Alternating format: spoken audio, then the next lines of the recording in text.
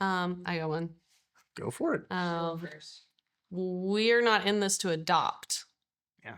That could possibly happen, but you don't go into foster care to adopt. You don't have to go into foster care. You don't have to go into foster care to adopt. However, your job, like we said before, is taking care and loving on these kiddos so family can get better.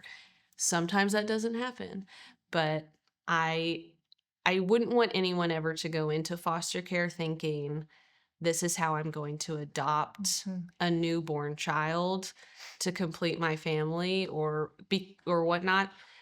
Because I think the statistic in Texas is like only 10% goes to actual adoption. And 90% is either reunification or kin or kinship or fictive kin, right?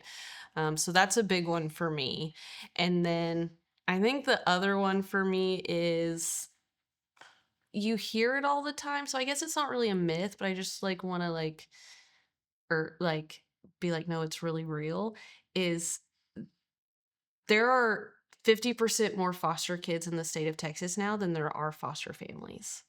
And so there are group homes that these children are living in, and there are children having to stay at agency offices or CPS offices until they can maybe find a home. And so that's not an exaggeration when you hear it or when we say it to try and like pull at your heartstrings.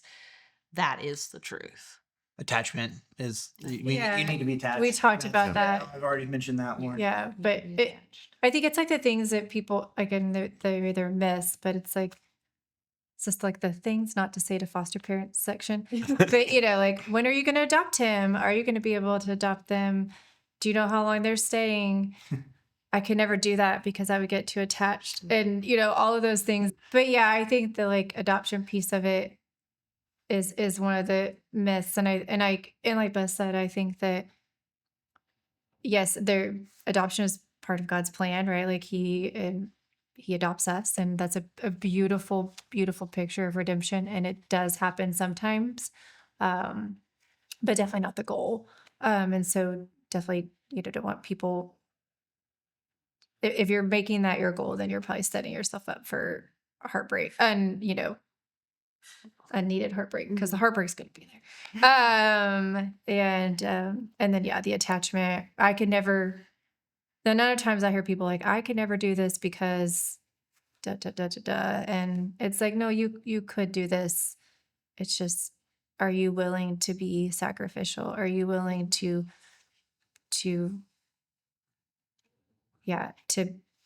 put someone before yourself, to put a child that needs a home?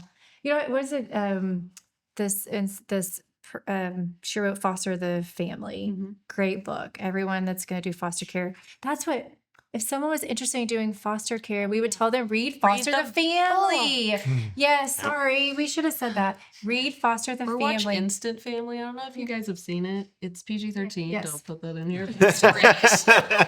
It's a great movie about foster care. Her name's Jamie Finn, and they've been a foster family for like 10 years. So they have like probably way better advice than anything that we're putting out here for the public. But one thing she says is that if someone knocked on your door and had a child with them and said, this child needs a home and you're the only home like that can take them in this moment, will you take them in? Like, you of course would say yes. Like, who's going to say no and shut your door, you know? And so really that's what foster care is. But like, you're going to have to bring yourself to proximity to the need, to the hurt. And so, you know, I think the myth is I couldn't do it because, and you enter any other excuses and we can knock them all down. Yeah.